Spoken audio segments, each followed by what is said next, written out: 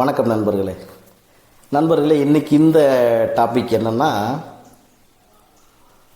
நட்பு ஃப்ரெண்ட்ஷிப் பற்றி கொஞ்சம் பேசிடுவோம். கண்டிப்பாக பேசுவோம் இந்த வீடியோவில். என்னென்னா ஒரு குடும்பத்தில் நாம் பழகிறோம். அதாவது இப்போ என்னுடைய ஃபேமிலி ஒன்று இருக்குது, மற்ற நண்பர் ஒருத்தர் அவருடைய ஃபேமிலி ஒன்று இருக்குது. இப்போ ரெண்டு குடும்பமும் நல்லா பேசுகிறாங்க பழகிறாங்க அப்படின்னா அந்த குடும்பத்தில் இருக்கிறவங்க அனைவருமே நமக்கு அண்ணன் தம்பிகள் அக்கா தங்கச்சிங்க மாதிரி பழகணும். அது ரொம்ப ரொம்ப ரொம்ப முக்கியமான விஷயம். இப்போ நம்மக்கிட்ட அண்ணான்னு பேசுவாங்க, நம்ம வீட்டில் இருக்கிற பெண்கள்கிட்டயே கனெக்ஷன் வச்சுக்கிறதுக்கு பிளான் பண்ணுவாங்க. தப்பாக நினச்சிக்காதீங்க, இது உலகத்தில் நடக்கிறத நம்ம பேசிட்டு அவனை வேறு வழியே இல்லை. நம்மக்கிட்ட நல்ல மாதிரி நடிப்பான், நல்ல மாதிரி பேசுவான். அப்படியே அவனா தங்க மாட்ட பையன்பா, சூப்பராளுப்பா, ஆகா ஓஹோ, நாம் பெருமையாக பீத்தின்னு உட்காந்துப்போம். நம்ம வீட்டில் இருக்கிற பொம்பளை மேலேயே கையை வைப்பான். இல்லை அவங்களுக்குள்ள கனெக்ஷன் ஆயிரும், கனெக்ஷன் பண்ணிக்குவாங்க. கடைசியில் அதை தான் கள்ளக்காதல் சொல்லிவிட்டு அது இவனுக்கு தெரிய வர, இவனுக்கு தெரிஞ்சு வந்துச்சுன்னா என்ன பண்ணுறது, அவனை போட்டு தள்ளுறது, இல்லை இவனை போட்டு தள்ளுறது, கடைசியில் இவன் போய் ஜெயிலில் உட்காந்துக்கிறது. இதுதான் உண்மையிலே இப்போ நடக்கிறது. அதுதான் கணக்கு. கள்ளக்காதல்னாவே தெரியாது எங்கேயோ ஒருத்தங்கிட்ட போய் பண்ணுறதில்ல, அடிக்கடி வந்து போகிறாங்க பாருங்கள். அதாவது வந்து போகிறாங்கன்னா டெய்லி ஃப்ரெண்ட்ஷிப்பாக இருப்பாங்க, அல்லது அடிக்கடி பேசிகிட்டே இருப்பாங்க, அடிக்கடி வருவாங்க போவாங்க. நம்ம என்ன பண்ணோம்னா, அதாவது நம்மன்னா என்னையும் நினச்சிக்காதீங்க, பொதுவாக நான் சொல்கிறேன், நீங்கள் உங்களே கூட நினச்சிக்கோங்க. நீங்கள் என்ன பண்ணுவீங்கன்னா, அடடா நண்பர் வந்திருக்காரா, சரிங்க வீட்டில் இருங்க, நான் வந்துடுறேங்க, நான் கொஞ்சம் வெளியில் இருக்கிறேன், வீட்டில் போய் உட்காந்துட்டு பேசிட்டு இருங்க, ஏதாவது சாப்பிட்டு இருங்க, நான் வந்துடுறேங்க அப்படின்னு சொல்லிட்டு ஒரு நம்பிக்கையில் நம்ம விட்டுட்டு நம்ம பாட்டுக்கு ஏதோ ஒரு வேலையை பார்த்துட்டு வருவோம். அதுக்குள்ளே இவங்க அங்கே ஆக வேண்டிய வேலையை முடிச்சுட்டு அதுக்கப்புறம் சரி நான் கிளம்புறேன்ட்டு கிளம்பிடுவாங்க. என்னடா அண்ணா இப்படி கூட பேசுவாரான்னு நினைக்காதீங்க தயவுசெய்து. இதெல்லாம் நாட்டில் நடக்குது, நாடு நாசமாக போகுது. அதனால் புரிஞ்சுக்கணும், நீங்கள் எல்லோரும் புரிஞ்சுக்கணும். நட்பு அப்படின்றது இப்போ நான் மற்ற இப்போ எனக்கெல்லாம் நீங்கள் நினச்சி பாருங்கள், பல ஆயிரக்கணக்கான குடும்பத்தில் இருக்கிறவங்களே எனக்கு நட்பாக இருக்கிறாங்க. பல ஆயிரக்கணக்கான குடும்பங்கள், ஒன்று ரெண்டு இல்லை, ஆண்கள் பெண்கள் குழந்தைகள், எவ்வளவு கணக்கே இல்லை. என் மேலே அவ்வளோ அன்பாக இருக்கிறாங்க. என்னை பார்க்கணுன்னு நினைக்கிறாங்க, கேட்குறாங்க. அதே மாதிரி நீங்கள் வாங்க அப்படின்னு என்னைய அவங்க வீட்டுக்கு கூப்பிட்றாங்க. அப்போ எனக்கு எவ்வளவு வாய்ப்பு, அதாவது தவறான விஷயத்தை நான் நோக்கணும் அப்படின்னா, அதாவது தவறான விஷயத்தை நோக்கி நான் போகணும் அப்படின்னா எனக்கு எவ்வளவு வாய்ப்பு. நண்பர்களே, இந்த வார்த்தையை நான் சொல்லியிருக்கக்கூடாது, இருந்தாலும் அது உங்களுக்கு புரியணுன்றதுக்காக சொல்கிறேன். யார் பேசினாலும் சரி, என்னுடைய நண்பர்கள் பேசுவாங்க, அவங்க குடும்பத்தில் இருக்கிறவங்களும் ஒரு சில நேரங்களில் நான் என் ஒய்ஃப் பேசணும்னு சொல்கிறாங்கண்ணா கொஞ்சம் பேசுங்கண்ணா அப்படின்வாங்க. நல்லா இருக்குதுங்களாம்மா, அந்த மாதிரி ஒரு சில வார்த்தைகள் கேட்டு சரிம்மா தம்பிக்கிட்ட கொடுங்கன்னுவாங்க. இல்லை ஒரு சிலர் இந்த கல்வி பற்றி கேட்பாங்க, எஜுகேஷன் பற்றி பேசுவாங்க. இந்த எக்ஸாம்ஸ், இந்த அரசு தேர்வுகள் வருது இல்லைங்களா, இந்த டிஎன்பிஎஸ்சி பற்றி, இந்த மாதிரியான விஷயங்கள் பற்றியெல்லாம் என்கிட்ட பேசுவாங்க, நான் பேசுவேன். ஆனால் அவர்கள் கணவர் பக்கத்தில் இருக்கும்போது நீங்கள் அவங்க ஃபோன்லேருந்து அவங்க பேசினா மட்டும்தான் நான் பேசுவேனே தவிர, இவங்க தனியாக ஃபோன் பண்ணாங்கன்னா நான் பேச மாட்டேன். என் மேலே ஒரு மரியாதையில் தான் அவங்க பேசுவாங்க. ஆரம்பத்தில் அப்படி தான் இருக்கும். ஆரம்பத்தில் நானும் மரியாதை தான் பேசுவேன். போக போக அது தவறான பாதையில் கூட போய் முடியறதுக்கு நிறைய வாய்ப்புகள் இருக்குது. அது ஆரம்பத்திலே நம்ம கிள்ளி எரிஞ்சிட்டோம்னா அந்த தப்பே நடக்காது. எவ்வளவு பெரிய நல்லவனாக இருக்கட்டும், எவ்வளவு நான் பயங்கரமான ஆள், நல்லா ரொம்ப நல்லவன்பான்னு சொல்கிறவங்க கூட பேசி பழகிட்டாங்கன்னா அந்த புதகுழியில் போய் விழுந்துட்டாங்கன்னா முடிச்சு கடைசியில் அந்த ஃப்ரெண்ட்ஷிப்பும் கெட்டு போயிடும். உங்கள் மேலே வச்சுருந்த நம்பிக்கை மரியாதை எல்லாமே மண்ணாக போயிடும். ஒன்றும் இல்லைங்க, நீங்கள் தப்பு பண்ணுறவனா கூட எங்கேயோ தெரியாத இடத்துல இதெல்லாம் என்ன இப்படியெல்லாம் சொல்கிறீங்கன்னு நினச்சிக்காதீங்க. இதை விட மோசமாக பேசுகிறவனெல்லாம் எவ்வளோ பெரிய வீடியோவில் சொல்கிறான். நான் என்ன சொல்கிறேன்னா, உங்களுடைய நட்பு முறையிலையோ உங்களுடைய உறவு முறையிலையோ போய் தவறான விஷயத்தை செஞ்சிடாதீங்க. அது குடும்பத்துக்கு தெரிஞ்ச அவமானம், கடைசியில் தற்கொலை, அது எதிர் போய் சாவுவீங்க. அதனால் சொல்கிறேன், தெரியாத இடத்துல ஏதோ ஒரு தவறு செஞ்சுட்டு நீங்கள் வந்துட்டீங்கன்னா கூட அதோட விட்டுட்டு மறந்துட்டு, ஐயோ நம்ம தெரியாமல் பண்ணிட்டுமே, இனிமேல் அந்த வேலை செய்யக்கூடாதுன்னு சொல்லிட்டு கூட நீங்கள் மறந்துட்டு உங்கள் வேலையை பார்க்கலாம். மனசு குத்தாது. ஒரு கொஞ்ச நாளைக்கு அப்படி இருக்கு, எப்பா அதான் விட்டுட்டுமே போச்சு, சரி விட்டுட்டு. ஆனால் அண்ணா அண்ணான்னு பழகிறது, தம்பி தம்பின்னு பழகிறது, மாமா மாமா மச்சான் மச்சான் பழகிறது, கூடவே சுற்றுறது, கூடவே தின்றது எல்லாம் பண்ணிவிட்டு வீட்லேயும் கையை வச்சுருவான். அதனால் நட்பு என்பது ஒரு ஆம்பளை அதாவது ஒரு ஆண்மகன் மச்சான் மாமன்னு பழகிட்டு இருந்தால் கூட குடும்பம் வரைக்கும் கிட்டத்தட்ட கொண்டு வந்துடாதீங்க தயவு செய்து. இப்போ ஒரு சிலருக்கு கோபம் கூட வரும், என்ன இப்படி பேசுகிறீங்க, எல்லாருமே அப்படி இருந்துடுறாங்களா? நல்லா தெரிஞ்சுக்கங்க, அவன் எவ்வளவு நல்லவனாக இருந்தாலும் சரி, அவன் அப்படின்னா நான் பொதுவாக சொல்கிறேன்ப்பா, நீங்கள் யாரும் தப்பாக நினச்சி போகிறீங்க. ஒரு மனிதன் எவ்வளவு நல்லவனாக இருந்தாலும் சரி, அவனுக்கு வாய்ப்பு கிடைக்கும் வரை அவன் நல்லவன். அந்த வாய்ப்பு கிடைத்து விட்டால் அந்த எண்ணமே போயிடும், நம்ம தப்பு பண்ணுறோமே அப்படின்ற நினைப்பே போயிடும். அவனுக்கு கிடைச்சா போதேன்னா கிடைக்குது. இப்போ கிடைக்கும் போது அவன் அந்த தவறை செஞ்சுருவான். செஞ்சுட்டானா முடிஞ்சு போச்சு, மாட்டிக்கிறான்னு அர்த்தம் இல்லையா? அதனால் நண்பர்களே, எவ்வளவு நல்லவர்களாக இருந்தாலும் அந்த வாய்ப்பு கிடைக்கிற வரைக்கும் அவன் நல்லவன். வாய்ப்பு கிடைச்சிருச்சுன்னா அவ்வளோதான். அப்போ அந்த வாய்ப்பை யார் உருவாக்கி கொடுக்கறது அப்படின்னா கண்டிப்பாக நம்ம தான் அந்த வாய்ப்பை உருவாக்கி கொடுக்குறோம். அதனால் நட்பு என்பது கொஞ்சம் தூரத்திலே இருக்கட்டும். எவ்வளவு பயங்கரமான ஃப்ரெண்ட்ஷிப்பாக இருந்தால் கூட, என்றைக்கோ ஒரு நாள் ஒரு பெரிய ஃபங்க்ஷன் வைக்கிறீங்க, ஒரு திருவிழா அப்படின்னா கூப்பிடுங்க, நல்லா வந்து சாப்பிட்டு போட்டு பண்ணட்டும். அடிக்கடி வீட்டுக்கு கூப்பிட்டு உட்கார வச்சுக்கிறது, நம்ம இல்லாத போது அவங்க நம்ம வீட்டுக்கு வந்து பண்ணுறது அந்த மாதிரிலாம் இருந்துச்சுன்னா ஆரம்பத்தில் அது தவறாகவே தெரியாதுங்க. அவங்க பேசி பழகிட்டாங்கன்னா அதுக்கப்புறம் ஐயோ நம்மளை பயங்கரமாக புரிஞ்சுக்கினாங்க, நம்ம வீட்டுக்காரங்க கூட நம்மளை புரிஞ்சிக்கல, நம்ம வீட்டுக்காரன் நம்மளை சுத்தமாக புரிஞ்சிக்கல, இவங்க என்ன இவ்வளோ அழகாக நம்மக்கிட்ட பேசுகிறாங்க, இவங்க தான் நம்மளை பயங்கரமாக புரிஞ்சுக்கினாங்க, என்னமோ இவன் தான் வந்து எல்லாம் அந்த குடும்பத்துக்கு வாங்கினது போட்டு எல்லா கஷ்டத்துலேயும் எல்லா துன்பத்துலேயும் கூடவே இருந்து எல்லாம் பண்ண மாதிரியே ஒன்றுத்துக்கும் பிரயோஜனமாகாத பிக்காளி பையனாக இருப்பான். ஆனால் இவன் பேசுகிறத வச்சு அவங்க வந்து பயங்கரமாக புரிஞ்சுக்கினாங்க, நம்மளை புரிஞ்சுக்கணும் இவங்க தான் சொல்லிட்டு என்ன பண்ணுறாங்க, தவறான பாதிக்கு போயிடுறாங்க. எல்லா கஷ்டத்தையும் படுறமா புருஷன், ஆனால் எங்கேயோ வந்த ஒரு நாய் வந்து இந்த வேலையை செஞ்சுட்டு ஜாலியாக போயிடும். அப்புறம் குடும்பம் கெட்டு போயிடும். ஏன்னா அவங்க வந்து ஒரு நாள் வந்து இருந்துட்டு போகிறவனா இருக்காது, மறுபடியும் அவன் வருவான். இப்போ நம்ம எவ்வளவு இந்த செய்திகளில் பார்க்குறோம். இப்போ கூட ஒரு கொஞ்ச நாளைக்கு முன்னாடி ஒரு குழந்தை, ஒரு சின்ன குழந்தை, 13 வயசு குழந்தை நினைக்கிறேன், அந்த பெண் குழந்தை, இல்லை 13 இல்லை, ஒரு சின்ன குழந்தையே ஏதோ சாக்லேட்டு வாங்கி கொடுக்கறதுக்கோ எதுக்கோ வாங்கிட்டு போய் கூப்பிட்டு போனான் ஒருத்தன் அப்படின்றதுக்கு ஏங்க நிறைய வருதுங்க. இந்த டிவியை ஆன் பண்ணாவே நிறைய அங்கே கற்பழிச்சிட்டான், இங்கே கொண்டு விட்டான், அங்கே பண்ணிவிட்டான், அடுத்த முன்னாட்டியும் கொண்டு விட்டான், அங்கே பண்ணிட்டான், எவ்வளோ வருது. ஒரு ஹேண்டிகேப்டு ஒருத்தர், அவர் வந்து கொஞ்சம் உடல் ஊனமுற்றவர், ஏதோ ஒரு கடை வச்சுருக்கிறார், ஏதோ மளிகை கடை மாதிரி ஏதோ ஒரு டிஃபன் கடையை ஏதோ வச்சுருக்கிறாருன்னு நினைக்கிறேன், கொஞ்சம் ஞாபகம் இல்லை. அவர் அவங்க மனைவி அவங்க 2 பேரும் கடை வச்சு நடத்திக்கிட்டு இருக்கிறாங்க. இந்த கடையில் வேலை செய்கிறதுக்குன்னு ஒருத்தன் வந்தான்னு சொல்கிறாங்க. வேலை செஞ்சிடவுனா இல்லை, இந்த ஹேண்டிகேப்டாக இருக்கிறார் பாருங்க, அவருடைய நண்பன் என்ன பண்ணுறான்னா, இந்த உடல் ஊனமுற்றவர் இருக்கிறார் பாருங்க, அவருடைய மனைவி கிட்ட இவன் கனெக்ஷன் வச்சுக்கிறான். கள்ள தொடர்பு தான் அது, காதலெல்லாம் இல்லை, கள்ள தொடர்பு.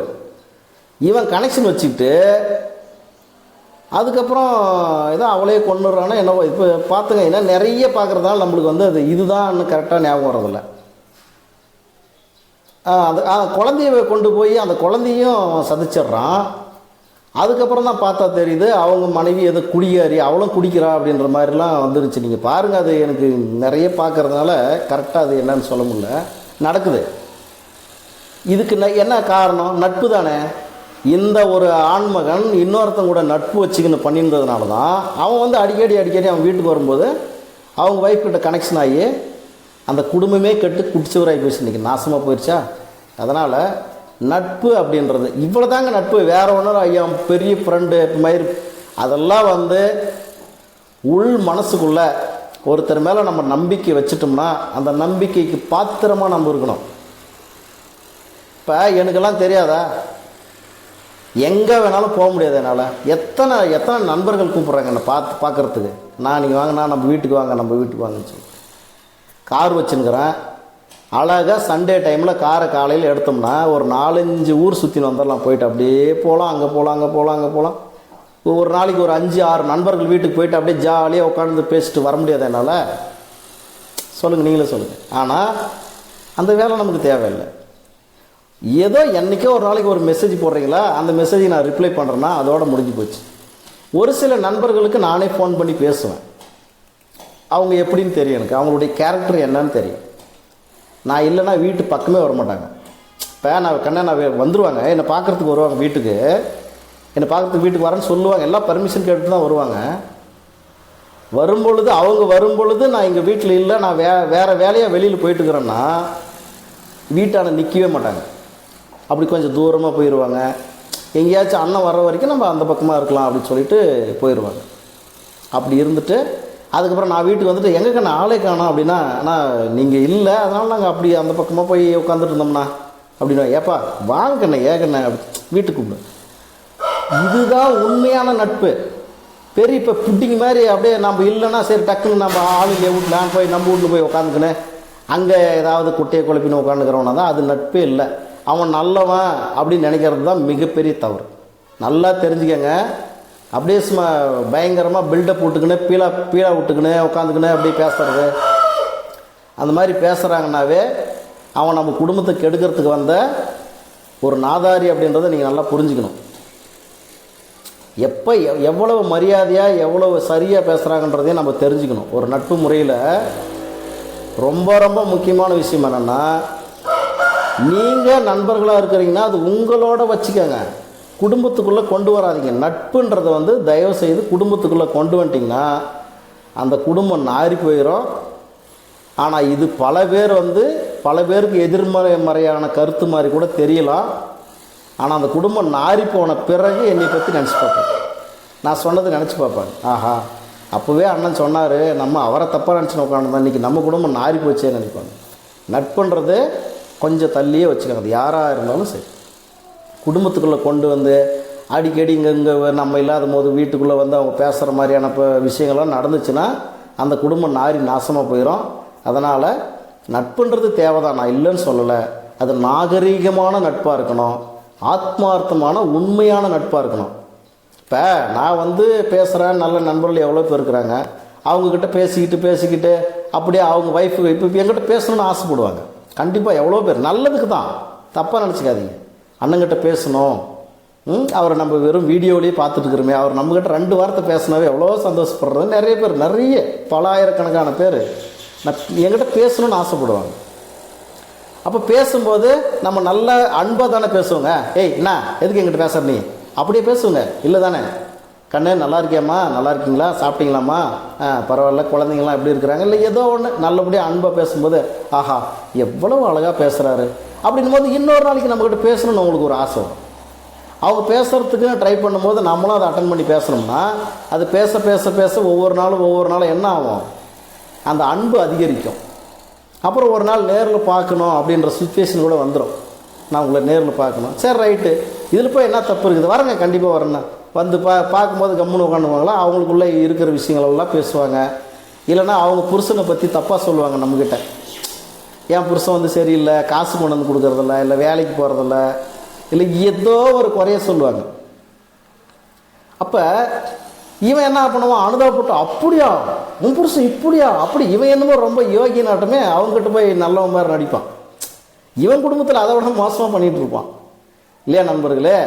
அவங்க குடும்பத்தில் நடக்கிறது அவங்களுக்கு தான் தெரியும். வெளியில் பேசும்போது பயங்கரமான நல்லவன் மாதிரி, அப்படியே இவன் தான் உலகத்தில் இல்லாத உத்தமன் மாதிரி அவங்கக்கிட்ட கதை விட்டுட்டு கிடப்பாங்க. அப்படியெல்லாம் ஒன்றுமே இல்லை. எல்லார் குடும்பத்துலேயும் சண்டை சச்சரவு வரும். ஒரு காலகட்டத்தில் காசு பணம் இல்லாத சூழ்நிலை கடவுள் கொடுப்பார் கண்டிப்பாக. நீ எவ்வளோ பெரிய கோடீஸ்வரனாரு, மாதம் 1 லட்ச ரூபா 1.5 லட்ச ரூபா சம்பளம் வாங்குறவனா கூட இருக்கு. ஒரு குறிப்பிட்ட காலகட்டத்தில் உனக்கு ஒரு சோதனை கடவுள் கொடுப்பாரு. அது காசு பணம் இல்லாத மாதிரியான சோதனை கொடுப்பார். அந்த நேரத்தில் உடல்நிலை பிரச்சனையும் கொடுப்பார், இல்லை காசு பணம் இல்லாத மாதிரி பண்ணுவார். அதையும் மீறி அந்த குடும்பம் நல்லா இருந்துருச்சு, எந்த பிரச்சனையும் இல்லாமல் இருந்துச்சுன்னா அது நல்லா ஓஹோன்னு வந்துடும்.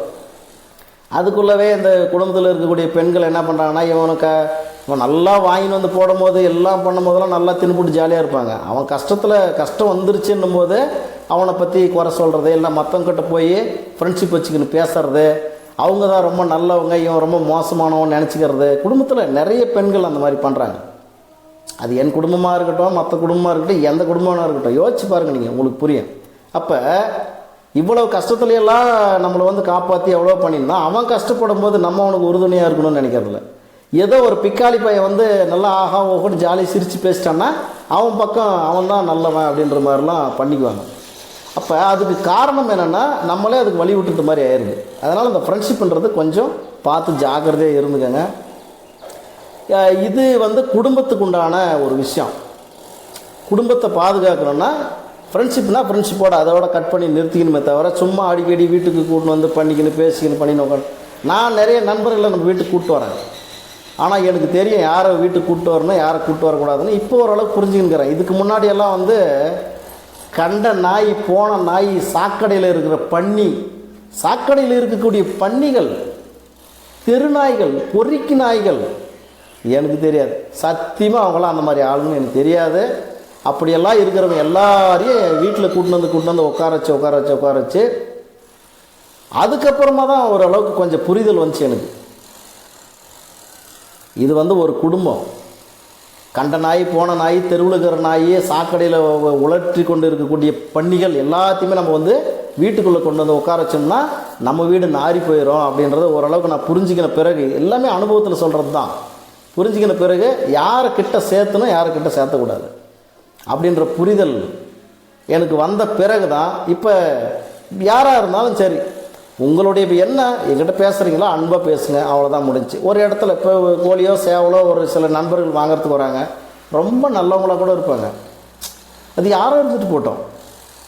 ஒரு இடத்துல கூப்பிட்டு போயிட்டு அங்கே உட்காரச்சு கொஞ்சம் நேரம் பேசி அவங்களுக்கு உண்டான விஷயங்களை சொல்லிவிட்டு அதுக்கப்புறம் கோழி சேவலாம் கொடுத்துட்டு அப்படியே அவங்கள அனுப்பிவிட்டு நான் வீட்டுக்கு வந்துடுவேன். இப்போ கொஞ்சம் காலமாக நான் அப்படி தான் பண்ணிகிட்ருக்கிறேன். காரணம் என்னென்னா குடும்பம் கெட்டு போயிடும். குடும்பத்தில் வந்து தீவினைகள் வர்றதுக்கு நிறைய விஷயங்கள் ஆகும். என் குடும்பம் மட்டும் இல்லை, உங்களுடைய குடும்பங்கள் எல்லா குடும்பத்துலையுமே முதல்ல தவறு பண்ணுறது யாருன்னா இந்த ஆண்கள் தான்.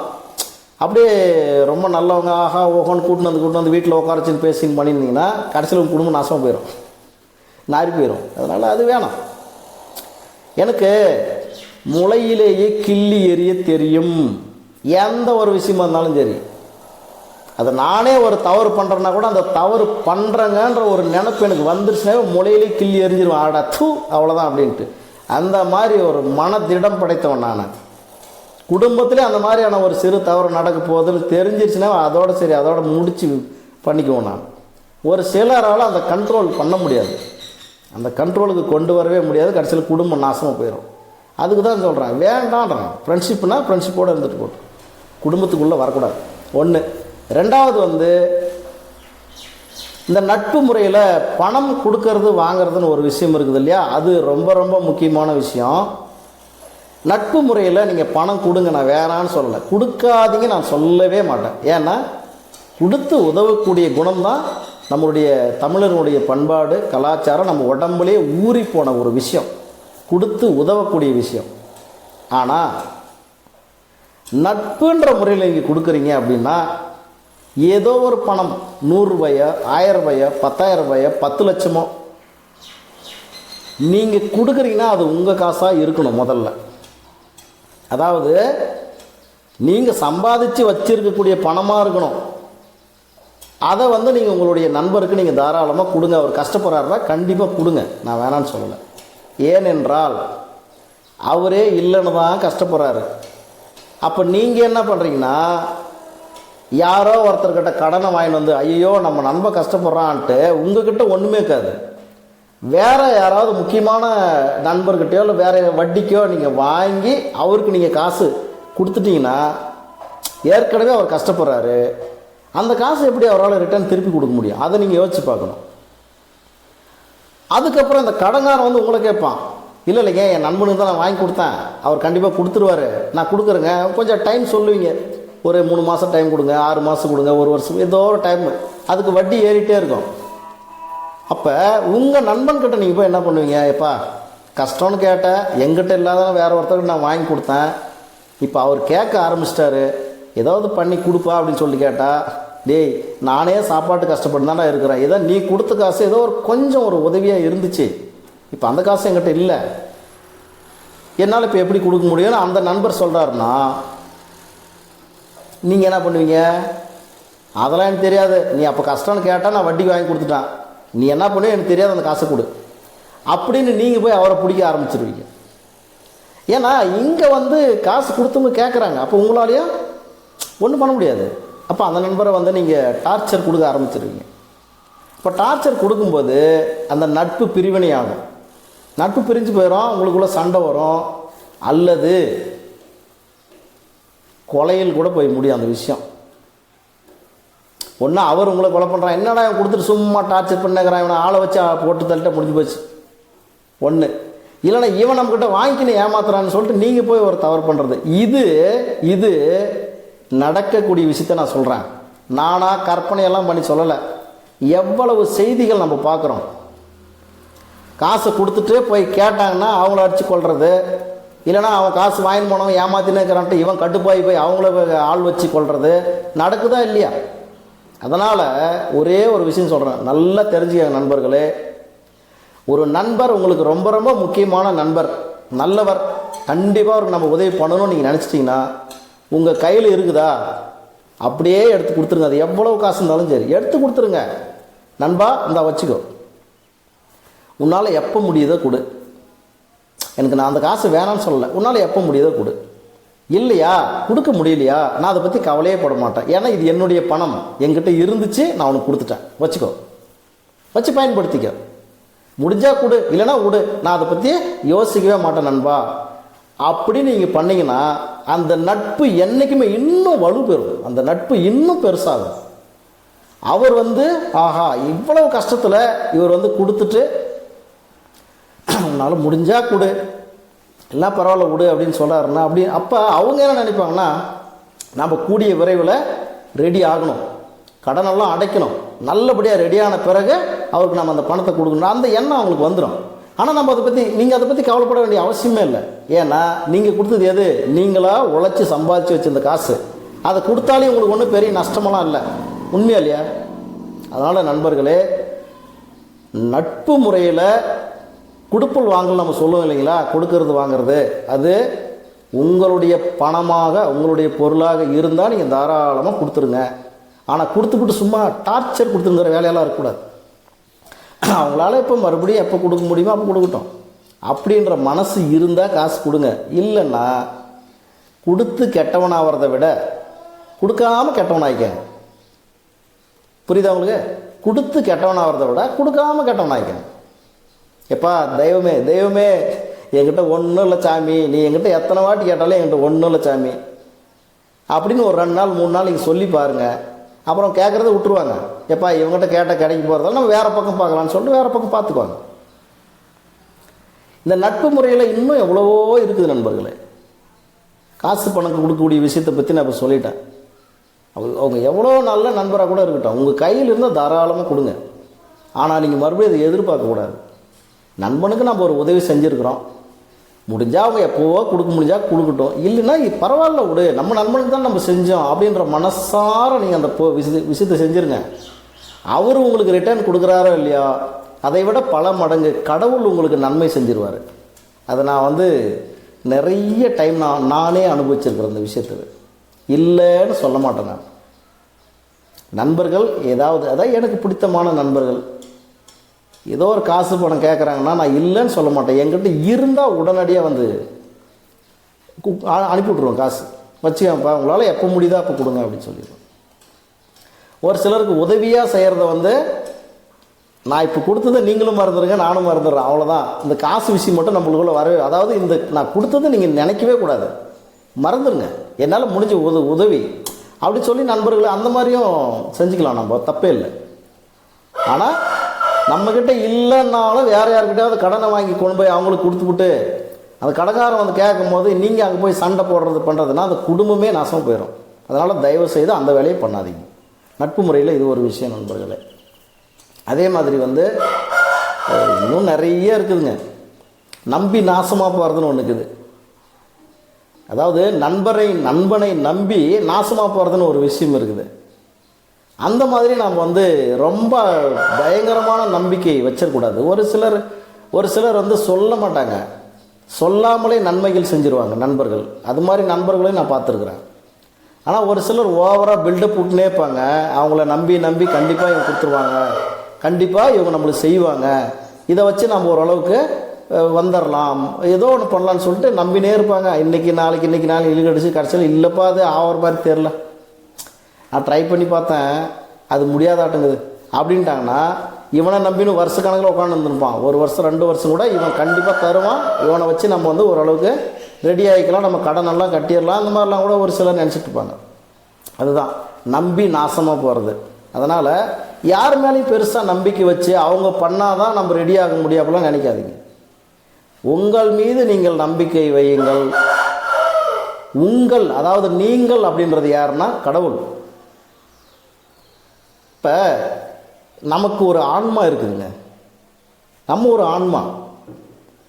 இந்த ஆன்மா அதுதான் கடவுள் அப்படின்னு சொல்கிறாங்க. அப்போ இந்த ஆன்மாவை நீங்கள் நம்புங்க, 100% கடவுள் உங்களுக்கு உதவி செய்வார்.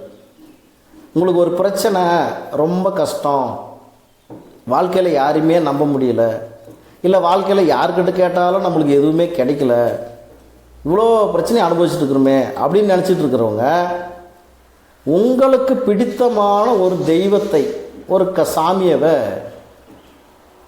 நண்பனாக்கிக்கங்க. உங்களுக்கு பிடித்தமான, இப்போ தம்பி சதாம் கேட்டார், அவர் கண்டிப்பாக இஸ்லாமியராக தான் இருப்பார். அப்போ அல்லாவை நம்புங்க, யாரையுமே நம்பாதீங்க. அல்லா கிட்ட கேளுங்க, உங்களுக்கு என்ன வேணுமோ கேளுங்க, அவர் தருவார். அவரை நண்பனாக்கணும். முதல்ல அவரை சாமின்ற நிலைமையில் வைக்கவே கூடாது, அவர் நம்முடைய நண்பனாக்கணும். இப்போ சாமி தான் அவர், நான் இல்லைன்னு சொல்லலை, அதுக்கு வேறு எதாவது தப்பாக நினச்சி பாருங்க. கடவுள் தான், அந்த கடவுளையே நமக்கு நண்பனாக ஆக்கி கொள்ள வேண்டும். நான் வந்து முருகப்பெருமானை என்னுடைய அண்ணன் ஸ்தானத்தில் வச்சுக்கிறேன். நான் அண்ணன், அப்பா, அம்மா, தெய்வம், குரு, ஃப்ரெண்டு எல்லாமே எனக்கு முருகர் தான். நான் எவ்வளோ மகிழ்ச்சியாக இருந்தாலும் அது அவர்கிட்ட தான் ஷேர் பண்ணுவேன். எவ்வளவு துன்பத்தில் இருந்து எவ்வளோ கஷ்டப்பட்டாலும் நான் அவர்கிட்ட தான் ஷேர் பண்ணிக்குவேன். அவர்கிட்ட தான் சொல்லி அழுவேன், சொல்லி சந்தோஷப்படுவேன். எனக்கு தனிமையில் இருக்கிறது ரொம்ப ரொம்ப பிடிக்கும். தனிமையில் இருக்கணும், ஒரு நாள் இல்லை 4 நாள் தனியாக நீ உட்காரணுப்பா அந்த இடத்துல. யாருக்கிட்டையும் பேசக்கூடாது, யாருக்கிட்டையும் ஃபோன்லேயும் பேசக்கூடாது. தனியாக நீ 4 நாள் உட்காரணுன்னா, எப்பா தெய்வமே நாளை விடுங்கடா சாமி, நான் போய் உட்காந்துக்கிறேன்னு. தனிமையில் இருக்குது ரொம்ப பிடிக்கும் எனக்கு. என்ன காரணம்னா, அப்போ தான் நம்ம வந்து கடவுள்கிட்ட இன்னும் டைம் எடுத்து நம்ம நிறைய பேச முடியும். நம்முடைய விருப்பங்கள் என்னவோ அதெல்லாம் அவர்கிட்ட நம்ம சொல்ல முடியும். அதனால் கடவுளை நண்பனாக்கி கொள்ளுங்கள். நான் பல வீடியோவில் சொல்லியிருப்பேன், பல ஆயிரக்கணக்கான பேர் எனக்கு நண்பர்களாக இருக்கிறீங்க, ஆனால் இவ்வளவு நண்பர்கள் எனக்கு இருக்கணும்னு அவசியமே இல்லை. 10 பேர் இருந்தால் போதும். 10 நண்பர்கள் உண்மையான நண்பர்களாக இருக்கணும், உண்மையாக இருக்கணும். உள்ளுக்குள்ளே ஒன்று வச்சுக்கின்னு வெளியே ஒன்று அப்படி நல்ல மாதிரி நடிச்சுக்கின்னு பேசுறது, இது வந்து நிறைய, அதாவது 100க்கு 90 95% மனிதர்கள், 100க்கு 95% மனிதர்கள் உள்ளுக்குள்ளே ஒன்று வச்சுக்கின்னு வெளியில் பேசுகிறவங்க தான் அதிகம். ஏதோ அத்திப்பூத்த மாதிரி குறிஞ்சி மலர் 12 ஆண்டுகளுக்கு ஒரு முறை குறிஞ்சி மலர் மலருதுன்னு சொல்கிறாங்க பார்த்தீங்களா, அது மாதிரி மனிதர்கள் எங்கேயோ ஒரு சில பேர் தான் இருக்கிறாங்க. அதில் இவ்வளவு ஆயிரக்கணக்கான நண்பர்களில் நான் தேடி கண்டுபிடிச்சது ஒரு 10லேருந்து 20 நண்பர்கள் அந்த மாதிரி இருக்கிறாங்க. உள்ளே ஒன்றும் வச்சுக்க மாட்டாங்க, பேசுறது உள்ளே இருக்கிறது அங்கே வெளியே வரும். அவங்க என்ன பேசுகிறாங்களோ அதான் அவங்க மனசில் நினச்சிட்டு இருப்பாங்க. அந்த மாதிரி ஒரு 10-20 நண்பர்கள் எனக்கு இருக்கிறாங்க. நான் கண்டுபிடிச்சது பல ஆயிரக்கணக்கான பேர், கிட்டத்தட்ட ஒரு 3000 பேருக்கு மக்கள் நான் கான்டாக்டில் சேவ் பண்ணி வச்சுருக்கிற நம்பரு 3000 பேருக்கு நான் மேலே சேவ் பண்ணி வச்சுருக்கிறேன். அவ்வளோ பேர் எனக்கு வந்து எப்பயாச்சும் ஒரு டைம் ஃபோன் பண்ணுவாங்க, இல்லை மெசேஜ் போடுவாங்க. எல்லாருமே கான்டாக்டில் இருக்கிறவங்க தான். அதுக்காக 3000 பேரும் ஒரே நாளில் மெசேஜ் போடுற போகிறதில்ல. அவங்களுக்கு எப்போ எது தேவையோ இல்லை எது விஷயம் தேவையோ அப்போ மெசேஜ் போடுவாங்க. இந்த மாதிரி வச்சுருக்கக்கூடியதில் இவ்வளோ பேரில் 10லேருந்து ஒரு 20 பேர் மட்டும்தான் உள்ளே ஒன்று வைக்காமல் நேர்மையாக பேசக்கூடிய மனிதர்கள். இத்தனை ஆயிரம் பேரில் அப்போ யோசிச்சு பாருங்கள். இப்போ நீங்கள் சாதாரணமாக ஒரு சர்க்கிளில் இருக்கிறீங்க, உங்களுக்கு அவ்வளோ கான்டாக்ட் இருக்காது. உங்களுக்குன்னு ஒரு 100 200 பேர், ஒரு 300 500 நண்பர்கள் இருக்கட்டும். உங்களுக்கு 500 நண்பர்களில் நீங்கள் எத்தனை பேரை நம்ப முடியும்? எத்தனை பேர் உண்மையாக இருப்பாங்க? யோசிச்சு பாருங்கள். 4 பேர் 5 பேர் கூட உண்மையாக இருக்க மாட்டாங்க. ஏதோ 1 2 பேர் உண்மையாக இருக்கலாம். ஆனால் அவங்களும் நேரத்திற்கு தகுந்த மாதிரி மாறுறதுக்கு மிகப்பெரிய வாய்ப்பு இருக்குது நண்பர்களே. அதனால் என்னையை பொறுத்த வரைக்கும் எல்லாமே முருகப்பெருமான் தான். அவ்வளோதான். எதுவாக இருந்தாலும் அவர்கிட்ட தான். என் குடும்பத்தில் பிரச்சனை இல்லை, கஷ்டம், காசு பணம் இல்லை, இல்லை ஏதோ ஒரு கடன் பிரச்சனை இருக்குது, இல்லை உடம்பு சரியில்லை, இல்லை என்னமோ ஒன்று நடக்குது, எல்லாமே அவர்கிட்ட தான். அவர்கிட்ட மட்டும்தான். நாங்கள் ஒரு நண்பர்கள் மாதிரி பேசிக்குவோங்க. இப்போ நினைக்க ஒரு சிலர் பேசிக்கிறீங்களா, அவர் கூட பேசுவார். அப்படி இல்லை, மனசு அது தெரியும், அந்த சிம்டம் தெரியும். இது ஏதோ இன்றைக்கி நேற்று அப்படியே சொல்லிவிட்டு போயிடுறதில்ல. என்னுடைய சிறு வயது முதல் எனக்கு கிட்டத்தட்ட ஒரு 4-5 வயசில் ஓரளவுக்கு விவரம் தெரியலைங்களா, ஒரு 4-5 வயசு, அந்த வயசுலேருந்து இன்றைக்கி வரைக்கும் நான் சொல்கிறேன், அவர் தான் என்னுடைய அப்பா, அம்மா, அண்ணன், தெய்வம், குரு, நண்பன், எல்லாமே அவர் தான். அப்போ இருந்தே சின்ன வயசுலேருந்தே முருகர் தான் என்னுடைய வழிகாட்டி, என்னுடைய ஃப்ரெண்டு. அப்போந்தே நான் இப்போ பேச ஆரம்பிச்சிட்டேன். ஒரு பழைய ஃபோட்டோ ஒன்று வச்சுருந்தான், எந்த காலத்து தான் தெரியாது, எங்கள் தாத்தா கொடுத்தது, இதை வச்சுக்கப்பா அப்படின்னு. இன்னும் கூட வச்சுருக்கிற முருகர் அந்த ஃபோட்டோ, சின்ன ஃபோட்டோ ஒன்று, பழைய ஃபோட்டோ. அது மாதிரி நண்பர்களே, நட்புன்றது ஒரு லிமிட் தான். எல்லாமே லிமிட் தானே, எல்லாமே லிமிட் தான். கடவுளுக்கும் நமக்கும் உண்டான அன்பு மட்டும்தான் எல்லையற்றது. அது எவ்வளோ பேர் நீங்கள் புரிஞ்சுக்க போகிறீங்க? இப்போ இவ்வளோ நேரம் கற்றுனுங்கிறேன், எவ்வளோ பேர் புரிஞ்சுக்க போகிறீங்க? கடவுளுக்கும் நமக்கும் உண்டான அன்பு மட்டும்தான் எல்லையற்றது, உண்மையானது. மற்ற அன்பு, பாசம், பந்தம் எல்லாமே ஒரு எல்லைக்கு உட்பட்டது. ஏன்னா எல்லையை மீறினால், அந்த எல்லையை நம்ம மீறிட்டோம்னா அது விஷமாயிரும், அது தவறாயிரும். அளவுக்கு மீறினால் அமிர்தமும் நஞ்சு அப்படின்னு பெரியவங்க சொல்லியிருக்கிறாங்க. அது உண்மை. எட்டி கொட்டைன்னு ஒன்று இருக்குதுங்க, எட்டிக்காயை உடைச்சோம்னா அதில் கொட்டை இருக்கும், எட்டி கொட்டை வெள்ளையாக இருக்கும், அப்படியே தூய்மையாக. அந்த எட்டி கொட்டையில் சும்மா இப்படி கல்லில் உரசி, அந்த எட்டி கொட்டையை கல்லில் உரசி லைட்டாக அந்த கொட்டையை நாக்கில் வச்சுட்டு எடுத்துடணும். அப்படி பண்ணிங்கன்னா அந்த நாக்கு கொஞ்சம் மறுத்து போன மாதிரி ஆயிரும். ஆனால் ஒன்றும் பெருசாக விஷம் ஏறாது, விஷம் அதிகமாக ஏறாது. ஆனால் அது விஷம், எட்டி கொட்டை விஷம். கொஞ்சமாக உரசி நாக்கில் தொட்டுட்டு எடுத்துட்டிங்கன்னா அந்த நாக்கு மட்டும் மறுத்து போயிடும். கொஞ்ச நேரம் ஒரு மாதிரியாக உடம்பெல்லாம் ஒரு மாதிரியாக இருக்கும், அப்புறம் கொஞ்சம் கொஞ்சமாக சரியாக போயிடும். அதுவே அந்த எட்டி கொட்டையோ ஒரு அரை கொட்டையோ கால்வாசி கொட்டையோ இல்லை முழு கொட்டையோ நீங்கள் சாப்பிட்டுட்டிங்கன்னா ஒரு 5 நிமிஷத்தில் மேலே போய் சேர்ந்துருவீங்க. தப்பாக நினச்சிக்காதீங்க, நான் சொல்கிறேன். அளவுக்கு மீறினால் அமிர்தமும் விஷமாகும் அப்படின்றது தான். அப்போ அந்த எட்டி கொட்டையை டெய்லி நீங்கள் அந்த மாதிரி உரசி நாக்கில் வச்சு கொஞ்சம் அப்பப்போ கொஞ்சம் ஒரு வருஷ கணக்கில் நீங்கள் அதையே பயன்படுத்தினே வந்தீங்கன்னா அது ஒரு எட்டி கொட்டையை சாப்பிட்டா கூட விஷம் ஏறாதுன்னு சொல்கிறாங்க. அது எங்கள் தாத்தா அந்த மாதிரி சாப்பிட்டுட்டு இருந்தார். அவர் சித்த வைத்தியர், மலையாள மாந்திரிகவாதி அப்படின்றதுனால அவங்களுக்கெல்லாம் அந்த விஷயம் தெரியும். நம்மெல்லாம் சாப்பிட்டோம்னா மேலே போயிடுவோம். அதனால் அளவுக்கு மீறினா எல்லாமே விஷமாங்க ஆகும். அது மாதிரி குடும்பத்தில் இருக்கிறவங்க யாராக இருந்தாலும் சரி, ஏன் நம்ம பிள்ளைகளை கூட எடுத்துக்கோங்க. நம்மளுடைய பிள்ளைகள் கூட அவங்க கேட்குறதுக்கெல்லாம் நம்ம செஞ்சுட்டு ஊன்னோம்னா அப்படியே தலைமையில தூக்கி வச்சு ஆடுவாங்க. அவங்க கேட்குறதவ நம்ம வாங்கி கொடுக்கல, இல்லை அதெல்லாம் தப்பு, இதெல்லாம் நீ பண்ணக்கூடாதுரா, அப்படி இப்படி ஏதாவது சொல்கிறேங்க அப்படின்னா நம்மளை கொஞ்சம் அந்த அன்பு கொஞ்சம் குறையிற மாதிரி இருக்கும். இதுவே நம்ம கண்டினியூ பண்ணிகிட்டே இருந்தோம்னா நம்ம மேலே அன்பு இல்லாமல் போயிடும். அதுக்கப்புறம் நம்மளை எதிரியாக பார்க்க ஆரம்பிச்சிருவாங்க. யார்? நம்முடைய பிள்ளைகள். நம்ம பெற்று ஆசையாக கொஞ்சி வளர்த்து அதுங்களுக்கு என்னென்ன வேணுமோ அத்தனையும் செஞ்சு கொடுத்து வளர்த்த பிள்ளைகள் நம்ம அவங்களுக்கு இது தவறான விஷயப்பா, இதை செய்யாதீங்க, இதுதான் கரெக்டான விஷயம், இதை செய்யுங்கன்னு சொன்னால் அது அவனுக்கு பிடிச்சிருக்கும், அது தவறான விஷயமா இருக்கும். ஆனால் நம்ம அதை செய்யக்கூடாதப்பா, அது உனக்கே கெடுதலில் போய் முடியும் நம்ம சொன்னோம்னா நம்மளை எதிரியாக பார்ப்போம். உண்மையா இல்லையா? அப்போ அளவுக்கு மீறினால் அமிர்தமும் நஞ்சு. நஞ்சுன்னா விஷம். ஏன் நண்பர்களே? அதனால் நட்பு என்பது ஒரு லிமிட்டாக இருந்துச்சுன்னா, அதுவும் கட்டுப்பாடோடு இருக்கக்கூடிய நட்பாக இருக்கணும். ரொம்ப ரொம்ப முக்கியமான விஷயம். ரொம்ப ஓவர் பில்டப் பண்ணுறது, ஓவர் ஆக்டிங் கொடுத்துன்னு திரும்பினா ஒரு குறிப்பிட்ட காலகட்டத்தில், ஒரு கொஞ்ச காலகட்டத்தில் அந்த நட்பு விரிசல் ஆயிரும், அல்லது அது கொலையில் கூட போய் முடியக்கூடிய விஷயம் இருக்குது. அதனால் நட்புன்றதும் ஒரு லிமிட் தான். தேவைக்கு இப்போ ஒரு விஷயம் இருக்குது, அவர்கிட்ட நம்ம அந்த விஷயத்தை பேச வேண்டிய கட்டாயம் இருக்குதுன்னா அவர்கிட்ட பேசணும்.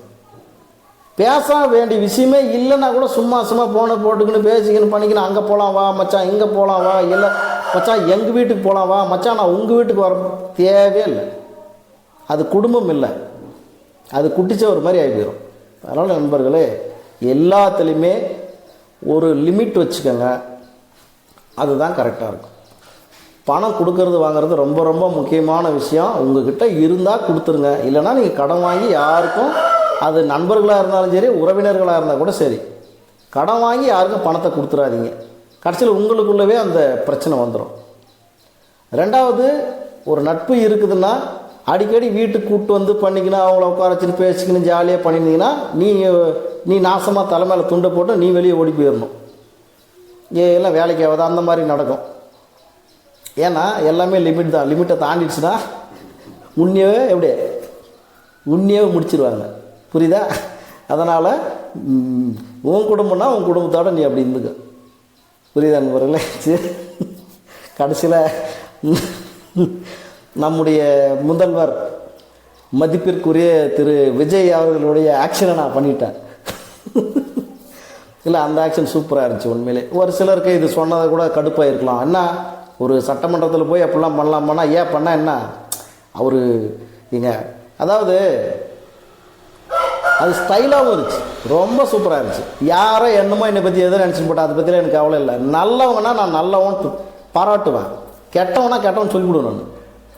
இப்போ இருக்கக்கூடிய முதல்வர் விஜய் அவர்கள் உண்மையிலே ஆரம்பத்தில் நான் கூட அவருக்கு ஓட்டு போடலை. உண்மையாக சொல்கிறேன், நான் கூட அவருக்கு ஓட்டு போடலை.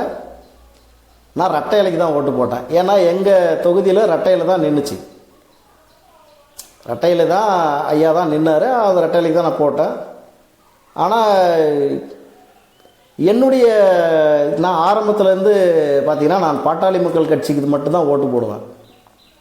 இப்போ நீங்கள் நினைக்கலாம், என்ன நீங்கள் ஜாதி மதமெல்லாம் இல்லை, அது இல்லை, இதெல்லாம் பார்க்குறதில்லன்னு சொல்கிறீங்க.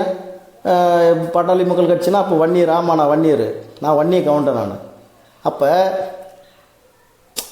என்னுடைய இனத்தவருக்கு நான் அந்த ஒரு விஷயத்தை 5 வருஷத்துக்கு ஒரு டைம் என்னுடைய இனத்தவருக்கு நான் அதை செய்கிறேன். அதை நான் பெருமையாக தான் நினைக்கிறேன். அதெல்லாம் நான் தப்பாக நினைக்க மாட்டேன். என்னுடைய இனத்தவருக்கு நான் செய்யக்கூடிய ஒரு பெருமை மிகு ஒரு விஷயம் என்னென்னா ஓட்டு போடுறது இல்லையா? எல்லா ஜாதிக்காரனும் அவன் ஜாதிக்காரனுக்கு தானே போடுறான். வன்னியருங்க மட்டும் எல்லாருக்கும் போட்டுருணும். ஆனால் வன்னியர் நிற்கிறான்னா அவனுக்கு போட மாட்டாங்க. இதெல்லாம் காலங்காலமாக நடக்கக்கூடிய கொடுமை. நான் ஆரம்பத்தில் இருந்து பாட்டாளி மக்கள் கட்சிக்கு தான் நான் எப்போவுமே ஓட்டு போடுவேன். இந்த வாட்டி அவங்க இங்கே நிற்கலை, எங்களுடைய தொகுதியில் நிற்கலை. அது கூட்டணியாக இருந்ததுனால ரெட்டை இலைக்கு நம்ம போட்டோம், அவ்வளோதான். நான் ஓப்பனாக சொல்கிறேன், இதில் இப்போ என்ன இருக்குது, அதாவது எலெக்ஷனுக்கு முன்னாடியோ இல்லை எலெக்ஷன் ரிசல்ட் வர்ற வரைக்கும் சொல்லக்கூடாது. நான் இங்கே தான் ஓட்டு போட்டேன், இதுக்கு தான் போட்டேன்னா அது சட்டப்படி குற்றம். எலெக்ஷன் ரிசல்ட் வந்துருச்சு, இன்றைக்கி ஆட்சியெல்லாம் அமைச்சு விட்டாங்க, அதனால் நம்ம சொன்னால் ஒன்றும் தப்பு இல்லை. விஜய்க்கெலாம் நான் ஓட்டு போடலை.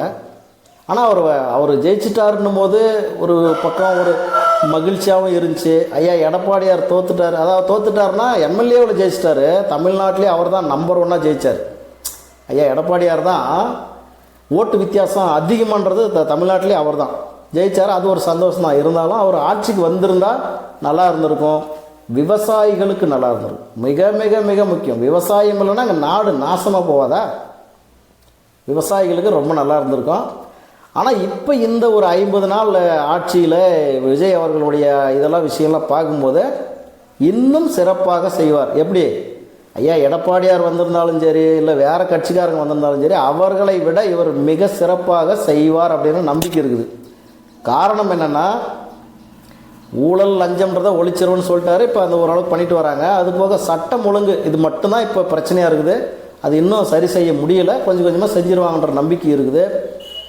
அது போக பாமர மக்கள், இந்த ஏழை மக்களுக்கு ஏதாவது ஒரு சர்டிஃபிகேட் வாங்கணும்னு ஒரு ஆஃபீஸ் போகிறாங்கன்னா கூட அங்கே பெரிய பிரச்சனை இருந்தது. இப்போ ஓரளவுக்கு அதெல்லாம் கொஞ்சம் கொஞ்சமாக கம்மி பண்ணிட்டு வந்துருக்குறாங்க. இன்னும் சில நிறைய விஷயங்கள் இருக்குது. நம்ம அரசியல் பற்றி இங்கே பேசுகிறதுக்கு நம்ம வரல. ஏதோ அந்த ஆக்ஷன்ஸ் காமிச்சு பார்த்தீங்களா, அதனால் இதை பற்றி நான் சொல்கிறேன். விஜய் அவர்கள் ஆட்சிக்கு வந்தது நம்மளுக்கும் மகிழ்ச்சி தான். ஏன்னா நல்ல மனிதர்கள் வரட்டும். ஏன் ஜாதிக்காரன் வரல, ஏன் ஜாதிக்காரன் வந்து ஆட்சி அமைக்கலை அப்படிலாம் நான் நினைக்கிற ஆள் இல்லை. யாரும் வந்துட்டு போட்டோம், இந்த ஜாதி அந்த ஜாதி இல்லை. என்னுடைய ஜாதிக்கு நான் சப்போர்ட் பண்ணுவேன். அதையும் நான் சொல்கிறேன், என்னுடைய ஜாதிக்கு நான் இப்போ நம்மளை பெற்ற அப்பா அம்மா வந்து ஒருத்தன் அடிக்கிறான்னா, நம்ம அப்பா அம்மாவை தானே அடிக்கிறாங்க, அடிச்சு போட்டு விட்டுருங்களா, எப்படி இருக்கும்?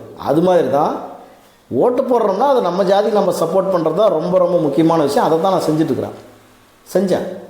ஆனால் ஆட்சிக்கு வந்து ஒருத்தர் உட்காராரு, அவர் நல்ல மனிதர் அப்படின்னா கைகூப்பி வரவேற்போம், பாராட்டுவோம். கண்டிப்பாக விஜய் அவர்கள் நல்லபடியாக தான் செஞ்சுட்டு வர்றாரு. அது இல்லாத பார்த்திங்கன்னா அவர் வந்து லஞ்சம் வாங்கணும், ஊழல் பண்ணுற அவசியமே இல்லை. அவர் ஒரு மிகப்பெரிய கோடீஸ்வரர். அவர் உழைச்சி சம்பாதிச்சு நிறைய காசு வச்சுருக்கிறாரு, எல்லாம் பண்ணிட்டார். இன்றைக்கி மக்களுக்கு எதாவது நல்லது செய்யணும்னு வந்திருக்கிறாரு, கண்டிப்பாக அவர் செய்வார். அது இல்லாமல் இன்னொரு விஷயம் என்னென்னா, அவருக்கு பேச தெரியாது. நான் கூட எங்கே வெளியில் மேடைகளில் தான் பேசுகிறாரு, சட்டமன்றத்தில் பேசவே மாட்டுறாரு. எனக்கு கொஞ்சம் கடுப்பாக தான் இருந்தது. ஏன் இவர் பேசவே மாட்டுறாரு? பேசணும். ஒரே நாள் பேசினார்.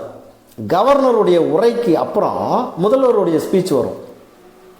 அவர் என்ன ஒரு 5-10 நிமிஷம் தான் பேசியிருப்பார், 10 நிமிஷம் கூட இல்லை.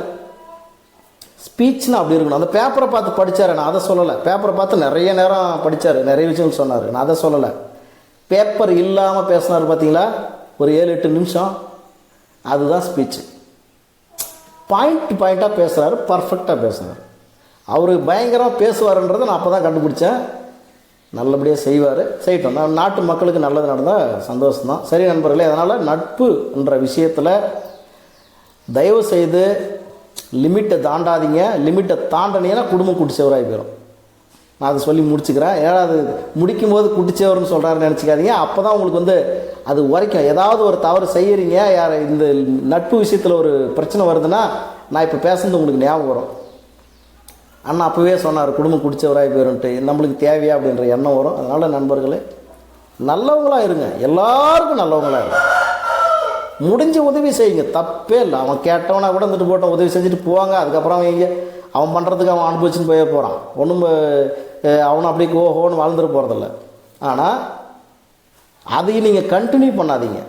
அவன் ஆள் சரியில்லைன்னா அதோட அப்படியே கட் பண்ணி விட்டுட்டு போயிட்டே இருந்துடணும். அவன் எவ்வளோ நல்ல மாதிரி நம்மக்கிட்ட நடித்தா கூட சரி, டேய் நீ செய்யறது சரியில்லை, நான் கண்டுபிடிச்சிட்டேன், மூடின்னு போயிட்டே இருந்துரு. இனிமேல் எங்கிட்ட ஃப்ரெண்ட்ஷிப் உள்ளே வந்த அவனோட தொலைச்சி விட்ரு நம்ம அவனை அப்படின்னு சொல்லிட்டு நீங்கள் விட்டுட்டு போயிட்டே இருந்துருங்க. அவன் எவனா வேணா விட்டு போட்டான். முக்கியமாக நம்ம லைஃப்பில் வந்து நம்ம நிம்மதியே ஒருத்தன் கெடுக்கிறான்னா அப்படிப்பட்ட ஃப்ரெண்ட்ஷிப் உங்களுக்கு தேவையில்லை தானே? நான் அப்படித்தான். எனக்கு ஒரு பிரச்சனை பண்ணுறான் ஒருத்தனா, அவன் 10 வருஷம் பழக்க வழக்கத்தில் இருந்தானா கூட சரி, ஒரே செகண்டில் கட் பண்ணி விட்டுட்டு போயிட்டே வந்துடுவான். ஏன்னா அவன் சரியில்லைன்னு தெரிஞ்சா, அவன் கேரக்டர் சரியில்லை, உள்ளுக்குள்ளே ஒன்று வச்சுக்கின்னு வெளியில் நல்ல மாதிரி நடிக்கிறான்ற மாதிரி தெரிஞ்சாவே நான் கட் பண்ணி விட்டுட்டு போயிடுவேன். நீங்களும் அப்படி தான் இருக்கணும். ஏன்னா அதுதான் கரெக்டாக இருக்கும். சரி நண்பர்களே, அடுத்த வீடியோவில் சந்திக்கலாம். நன்றி, வணக்கம். அதே மாதிரி வந்து பல்வேறு விஷயங்கள் பற்றி இந்த வீடியோவில் பேசியிருக்கிறோம். ஆனால் ஒரு வார்த்தை கூட யாருடைய மனதையும் புண்படுத்துகிற மாதிரியோ இல்லை யாரையும் குறிப்பிட்டோ நான் பேசலை. அதையும் நான் இந்த வீடியோவில் இப்பயே சொல்லிடுறேன். நான் யாரையும் குறிப்பிட்டு பேசலை, யாருடைய மனதை புண்படுத்துறதுக்காக சொல்லலை. பல விஷயங்கள் நீங்கள் தெரிஞ்சுக்கணுன்றதுக்காக பல எடுத்துக்காட்டுகளை சொல்லி இந்த வீடியோவில் நான் பேசியிருக்கிறேன். அவ்வளோதானே தவிர நல்லவங்களாக இருப்போம், யாருக்கும் துரோகம் பண்ணாமல், யாரையும் ஏமாற்றாமல், யாருக்கிட்டையும் பொய் பேசி ஒரு பொருளை ஆட்டையை போடாமல் நல்லவங்களாக இருந்துட்டு போயிடுவோம். இருக்கிற வரைக்கும் நல்லவங்களாக இருப்போம். அவ்வளோதான். சரி நண்பர்களே, நன்றி, வணக்கம்.